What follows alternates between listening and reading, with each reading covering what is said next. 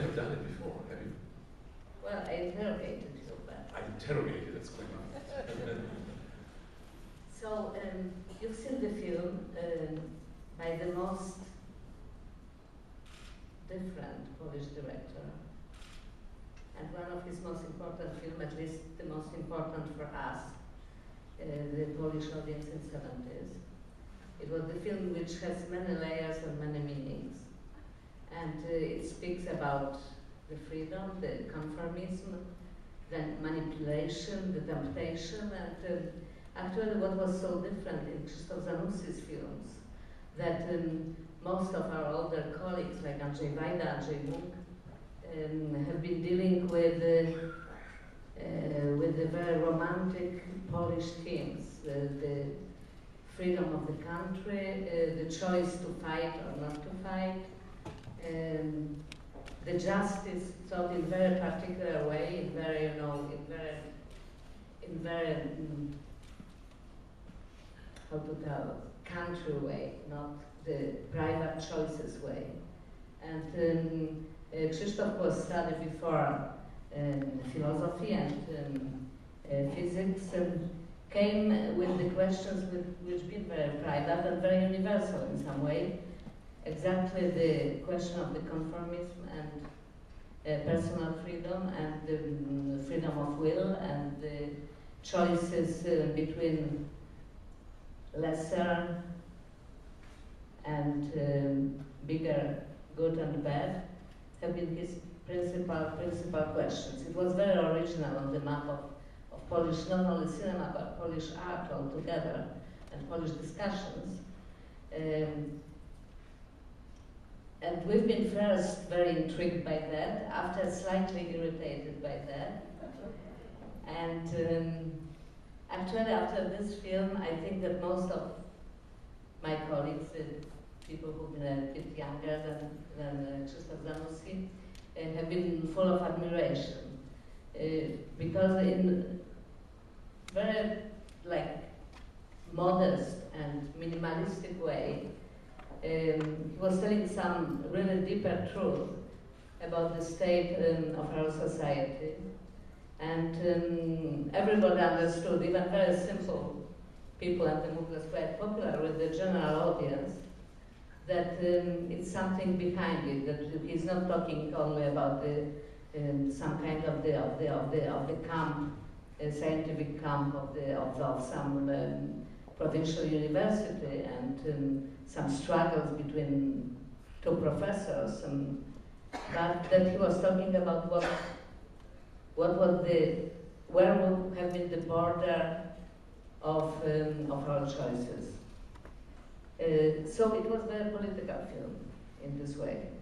And when I was watching it tonight, first time I think since, yeah, maybe I seen it like in the meantime once, but not for a very long time. And I've been thinking after my recent experience, after the experience of last 20 years in Poland and in the United States and in Western Europe,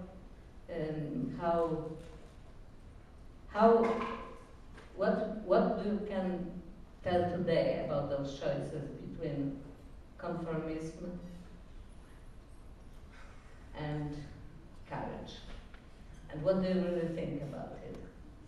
I think the choice is eternal. Any society, any moment of history, you choose. And you choose according to your inner compass. Because without mimicry, you can't survive. No animal, no plant would survive without a certain element of mimicry. And from the other hand, when you are all to mimicry at the end, you betray yourself. So it's a very dynamic choice. It's not an easy choice. It's not possible. If you say, I'm totally intransigent, if you say, I don't accept any compromise whatsoever, you're bound to be a loser from the very beginning. You will never achieve anything. You will never make the world any better. But from another hand, where is the limit? And this question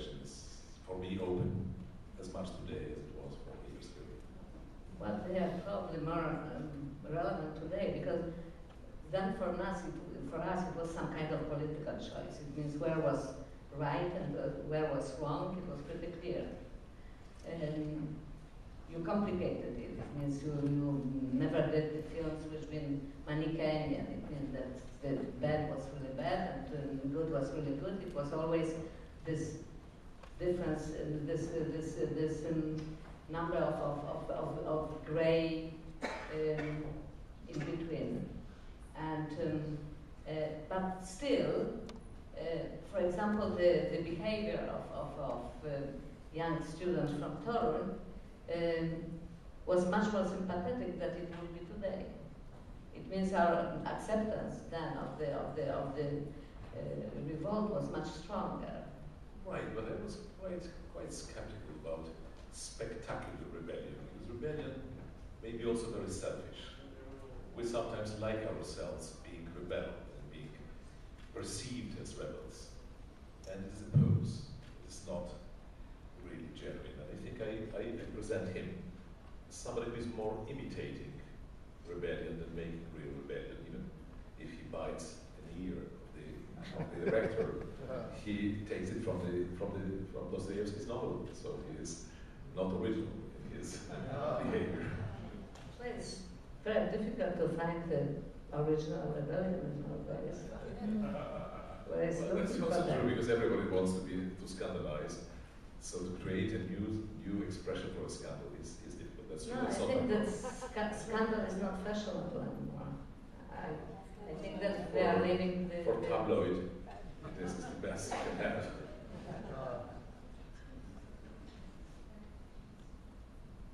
And you will be showing here the 3 films. This one, the next one. Tomorrow I'm showing Yes. Illumination, in which you appear on screen. I have to. Yeah, it was my first Illumination. You have to watch it. It's a very original film, and it was my first job. I was unbearable director's assistant.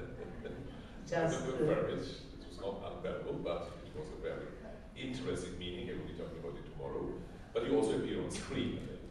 Good accent on that. Yeah, briefly. I was. I had one more scene, but it was cut out. It's always like that. Anyway, it is a very original film and very ambitious and very interesting. And the film tonight, after this one, which I hope you stay, Constant. It's tonight, right? It's tonight, yes. So what we can tell about this film? Oh yes, I would be happy to. It's a little bit shot a bit later. The Constant Factor is shot in 1980. So the moment when the communist power was already shaking a little bit. But it's about the same subject matter, probably all my films about the same subject matter. There's again a choice of somebody who tries to preserve his moral integrity in a very corrupt society. And this fight for survival is the whole subject matter of the film. Man who is bound to lose, and of course is a loser in terms of career, but is a winner in moral terms. But at the same time, as somebody who is very clear in his choices, is sometimes unbearable to the others. Because people who are fixating about purity, moral purity, sometimes are like Savonarola, a very disturbing society. No, they don't make it any better. So it is a film with doubt. When there's no doubt, there's no reason to make a film. Because I'm not a teacher, I'm not going to tell you something I'm sure of, because I hope you are sure of the same thing as me. If I talk to the public, I talk about my doubts and about the choices, which I'm not sure. If I'm sure of my choice, why should I tell it? The others, I hope they know the same. What was the idea for this film, for Camouflage? It came from the real situation? Yes, it is a variation on something I've heard about. And in fact, when the film was completed, the authorities were very angry, and it was rather expected the film will be banned, it will not be shown. And the political power of the time organized a screening for the rectors of various universities. To understand, you have to know that in this time, any rector of any university had to be the member of the Communist Party, a pretty highly regarded member. And by the way, the actor who played this rector, he was also, I think, the party activist, yes. Well, he was actor, you know, so he wanted to act. And he didn't care very much. He cared about his career, not about his ideology. But it was a great victory and a big surprise to the political power that the rectors defended this film and said that it's right. And you know why? Because this was a moment when many new universities were opened in the early 70s. And they were rather poor universities. So the rectors of old universities said it is a very correct criticism. Such things don't happen in our university. They happen in these new universities. And they didn't give this carte blanche to the power to stop this film from distribution. So this was my good luck. But they cut a couple of things, not very relevant. The film is slightly mutilated, as most of our films were at the time. There was some intervention of censorship to cut at least a couple of lines, and they cut a couple of lines. And the censorship was very angry with the character of an actress who is appearing and she recites some poetry. But she became later an activist of anti-communist organization movement in the late 70s, so she was very much persona non grata. And the authorities were pressing on me that I must cut her. So I was promising I would trim a little bit, and you cannot even measure. I cut, I think, 2 lines of her and said, okay, I obey your orders. And from the other hand, it was always a game with censorship. It was never real. They also didn't care about ideology. We wanted to be protected. So if I gave them a good proof that I obey their decision, cutting 1 line, they said, all right, we win over and out this, so we did our work. Well, it wasn't exactly like that. It was several things which sometimes it was serious. Yes. And the middle 70s was a strange time. It means really communist power lost the faith in itself. And they felt a bit like the actors in provincial theater, reciting the same, the same dialogue which nobody wanted to listen to. So we took advantage as our generation of filmmakers who worked in the 70s, Krzysztof Zanussi, Andrzej Wajda, Falk, it was many names. And we took advantage and we tried them. It means we were pushing the borders, and Wajda's Men of Marble and Camouflage were probably the first films which pushed the boundaries in such a courageous way. And we've been looking that this hall becomes a little bigger, and we try to put the feet into that. And it was to some extent successful. It was an interesting game, not so very different that you have with the American network here. Even if we didn't respect the power, because this power was not just, and here you respect the power because this power is the money, and money is something real. Communist ideology in this time wasn't anything real. So we felt in some ways stronger than our opponents, which gave us the courage to do what we did. And of course there was the public behind us. Yes. People were very eager to see films that were criticizing. And there was this great joy of this cinema hall, because people felt we are not alone. We are all laughing at the same moment. And that gave people feeling that this is a common feeling. It's not that I am alone with my criticism. Well, from this point of view, it was a great time for us, for the filmmakers. The communism, this dying communism was probably the best possible place to make the movies, because we felt to be supported by the really general audience, and we felt to be important, telling some truth, which were impossible to be told in a different way. But coming back to the filmmaking, I remember that this film was for us, the filmmakers in Poland, very original also, because it's the first time in our country, the cinematographer, our late friend Kłosiński, used Steadicam. No, he didn't. He did It it? was handheld camera. No, he did. No. She showed me the Steadicam. No, but not in this film. It was not. No? Steadicam didn't arrive to Poland yet. And we run the risk to do it all from handheld camera.